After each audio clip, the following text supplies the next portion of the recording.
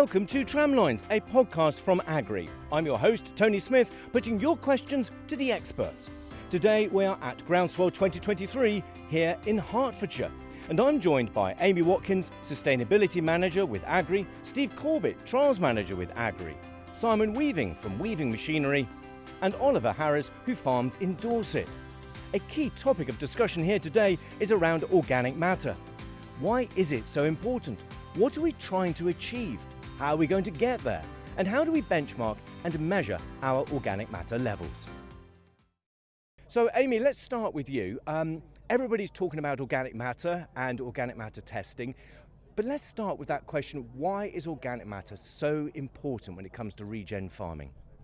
Well, thinking first about what organic matter is, it's essentially the various rates of decomposition of different animal and plant residues in the soil. So we have humus, which is the most decomposed element, and then we have plant roots, which is probably from the last year's stubble, for example, which is less decomposed. The importance of organic matter, there's lots of different reasons why organic matter is so important. The first one being around the increased water retention. So when we have those dry periods in the summer months, it helps to retain water when we do get those, but also with infiltration as well. So when we do get those lots of rainfall in the winter too, then it helps to infiltrate that water through the profile. And as we know, with water moves nutrients. So where we have water going through the profile or retaining, that also helps with nutrient retention, which is of course really important for the growing crop.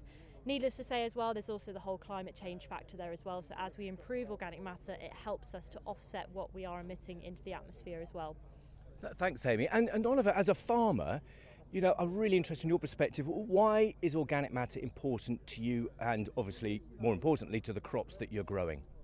I think really it sort of comes down to resilience and risk management to a certain extent. We're as farmers, we're out there trying to do the best for ourselves and the future generations, and we're trying to do that in climates that are changing drastically at the minute. So it's trying to have a consistent yields that you can budget for, that we can maintain. So I think that's really the importance of organic matter to me, is building a resilient, strong business, and that starts from the soil. And a strong business is so important, of course, isn't it?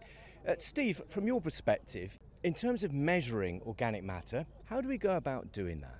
Well, something that's occurred to us certainly in the last 6 months as we've got in more detail looking at the direct drilling.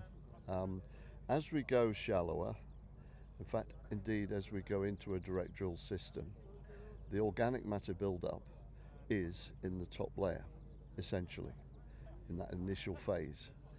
And the concern I have is, in trying to get a measurement of organic matter, which is critical, we will miss the build-up, the very early phase, if we're not careful, because if we're doing our standard 300 whatever sampling, we've gone down through the top layer where the build-up is. We're not moving that, we're not disturbing that.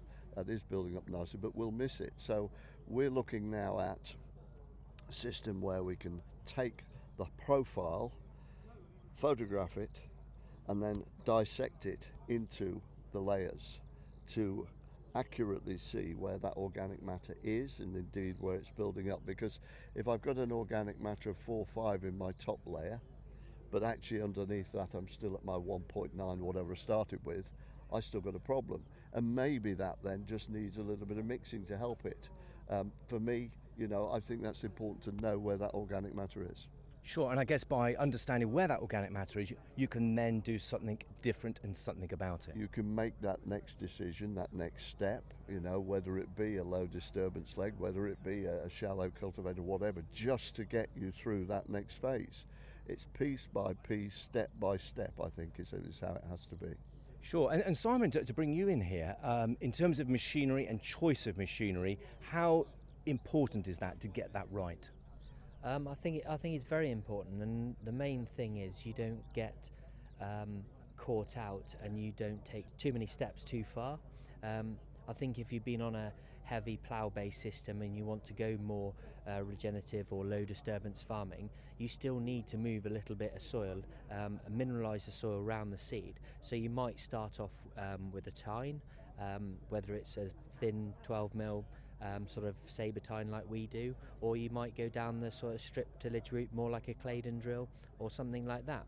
And then you've got other customers that will go, I'm going to go whole hog, and then they'll go down the disc route, whether it's RGD drill, a Horsch or a John Deere or something like that. Sure, and from that point of view, what I'm hearing is that it's very, very specific to every farm, the soil type they've got, what they're trying to achieve. So coming along to an amazing event like Groundswell, I guess it's important to be able to see these machines in action and start to see what's going to work for your farm. Yeah, it is. And if you look at our business, for example, we've got maps on a system where we look at what areas have tines versus what areas have discs, and we've got a lot more disc drills down in the south of England. If you take somewhere like Northamptonshire, our drill market there is basically just tine drills. Sabre tines, they started out 10 years ago with our old-fashioned weaving tine drill, which was a cultivator drill, and now they've moved on to the sabre tine, which is less disturbance, better seed placement, and they're moving forward. Whether in the next 4 or 5 years that county will move on to a direct disc drill, I don't know, but I think you also have to take into consideration that the seasons, we either get a really wet back end and you can't get on the ground, and then everyone rushes out, buys a tine drill and gets the corn in, or we have a dry one and then we have a wet spring. And also, if you're doing a lot of spring drilling, and what I've seen when I've been around demonstrating and going on farms, when it comes to spring drilling, is the land can be a little bit sad, whereas that might just lend itself a little bit more to a tine drill, where it will move that bit of soil around the seed, whereas a disc drill might just lift it up, tuck the seed underneath, and then you can pack it down a bit too tight, and then it's slow to come up. And Steve, I can see you nodding here. What are you thinking? Flexibility. Okay, if we move into a new system, we need the flexibility to be able to go left and right. We talk about these weather events. We're talking of tons and tons of water at times in these big rainfall events. And we see things like the silt shifting, settling in clay, then it becomes impossible for roots to penetrate. So that's not because we've done something wrong, it's the weather events that we're having to deal with. So flexibility, the type of kit you've got, to me is key. Yeah, great advice. And Oliver, from your perspective, what are you using on your farm? What's working well for you? So we've been sort of in the regen system now for 12 years, and we started strip tilling with a strip till system, which has probably helped us to naturally go in to more of a disc. We now run a disc drill. That transition has been made easier, I think, probably by having the tine drill for a period of time.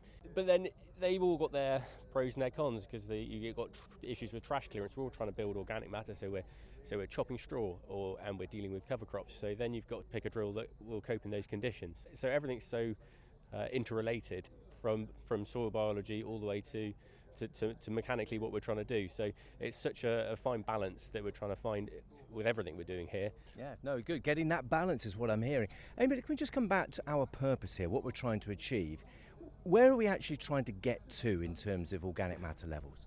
So it depends on what soil type you're on. If you're on a sandier soil, you're probably going to be getting a lower organic matter level than if you're on a clay soil, and that aim is flexible depending on what soil type you're on. However, saying that, the importance of soil organic matter is probably more important on a sandier, siltier soil, where that soil type can't restructure as easily as you have with the clay soil. So although a higher organic matter is probably possible on a clayer soil, it's probably not so important as it is for those sandier and siltier soils that can't naturally restructure by themselves and need that organic matter level to actually help them restructure, help them support biology as well, and retain nutrients. Ultimately, you're aiming for an organic matter level probably around the 3 to 5% mark, where we're over in the eastern counties, where perhaps they maybe have sometimes been more arable based, where they are more intensively cultivated in some areas. It will be lower, but the potential for it to get higher is greater. And for you, Oliver, do you know what your organic matter levels are at the moment across your farm? Yeah, so we did some pretty thorough work with the help of Agrii, and did some proper comprehensive soil health work, and I only did that this winter. So that's probably one of my biggest regrets, that I didn't do this when we started the journey, 12 years ago. But at least we've now got a line in the sand. So we're looking at basically with the Dunbass method of between 5 and 6% on the majority of the fields, and then on some of the sandier fields we're down to 3%. It's really interesting. You said you regret not having done that some while ago. Interesting. How could it have helped you to have had that benchmark a few years ago? We are results driven ultimately. More interesting period will come now in sort of 3 or 4 years' time when I go back. And I can see what I've been achieving within that period of time, and then I can adapt at that point. But at this stage, I don't think the snapshot in the sand that I took 6 months ago helps me at all at this stage. It's just a nice number. But what does it mean? Listen to Tramlines' #1 podcast, Digging into Soil Organic Matter, with Professor Andy Neal, soil microbiologist from Rothamsted, where he explores what we mean by soil organic matter and why it is so important to understand when it is influencing the availability of nutrients and water in our soils. Link in podcast bio. So Steve, just in terms of understanding what levels are critical when it comes to organic matter and what we can do to improve them, can you share your thoughts on that? Sure, we got a farm that we were taking on 4 years ago now.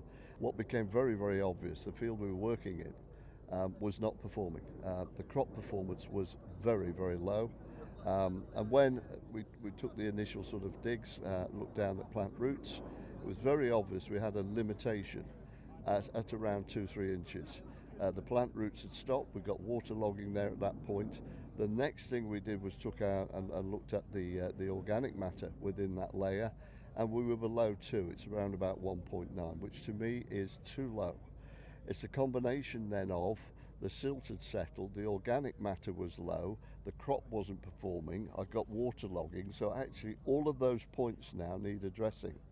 How quickly we could address them, of course, to us was the important point. And if I said within 4 years, we've indeed turned that field around now to a productive field, because what we've done is we've addressed the organic matter, looking at which particular item would build it most rapidly.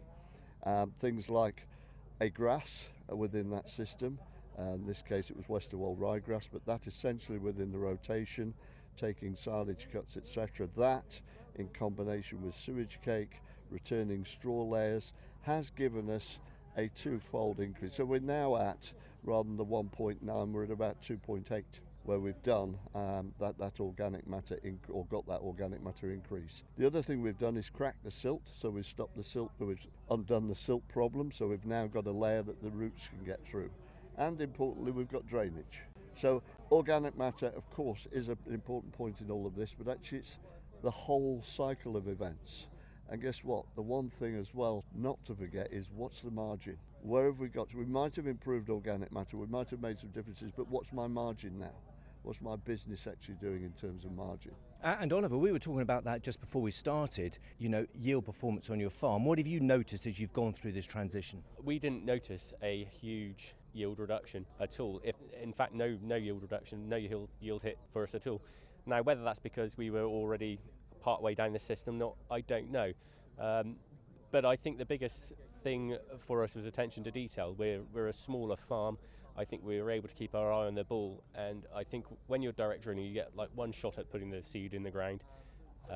It's not so forgiving as conventional farming, so you just have to keep your eye on the ball all the time. Variety choice is more crucial than ever.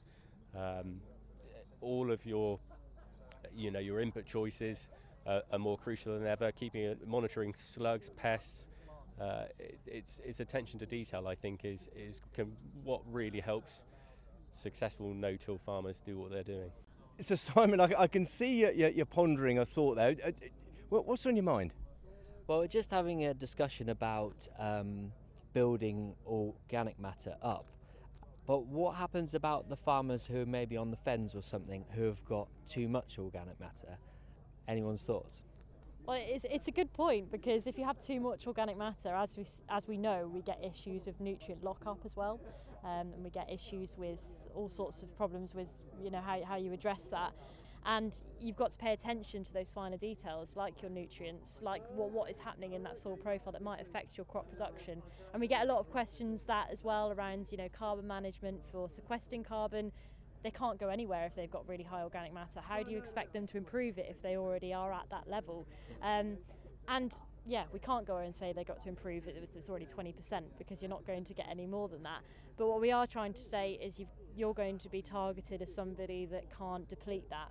Yeah. So in that case, it probably actually becomes more about maintenance, not building, but maintenance, and monitoring really closely what's happening to those nutrients in the soil that could affect your crop growth there. Simon brings up a good point. Steve, what's your thoughts?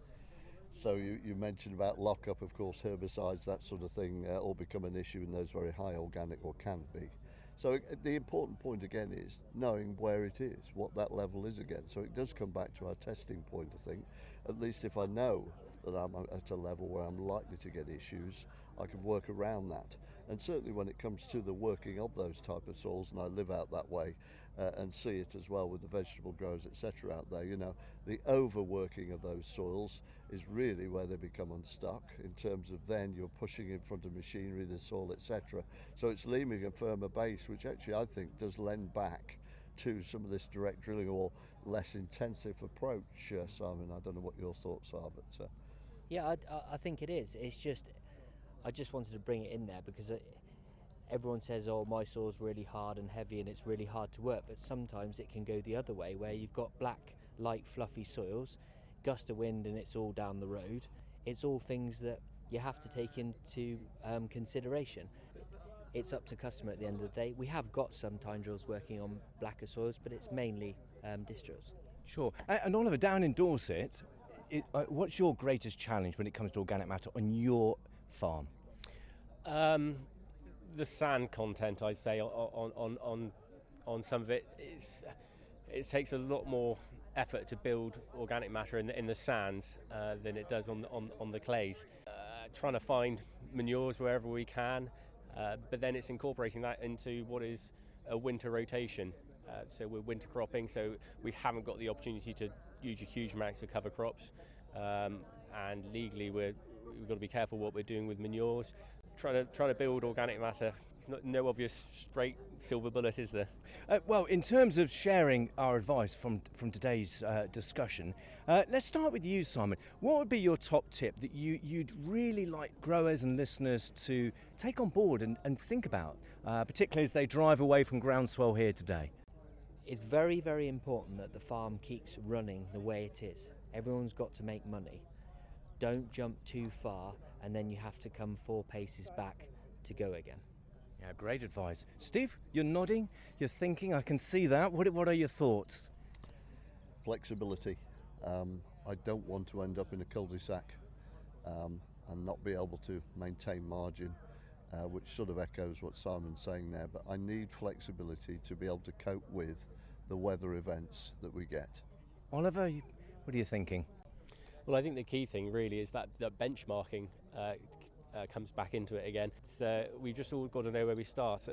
It's pointless doing 10 years in the system and at the end of the system not knowing whether you've achieved anything better than what you were doing on your plough-based system or whatever system you run before. So if you're not improving the soil health, and then if you're not benchmarking and achieving similar margins, because again you've still got to be producing your gross margins, so I think you've got to benchmark both. Yeah, thank you very much.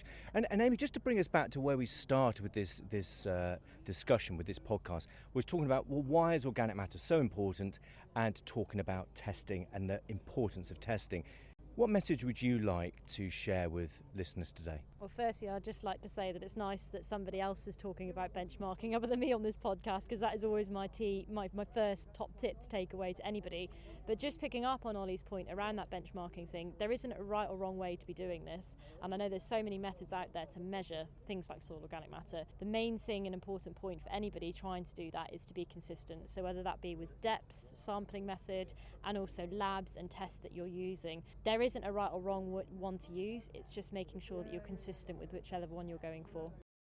Well, thank you, Amy, Steve, Simon and Oliver, for sharing all of your valuable experience and insights. That's it for this podcast, but do tune in again as we meet the experts throughout the season, exploring the many immediate and longer-term questions for growers and farmers in the UK.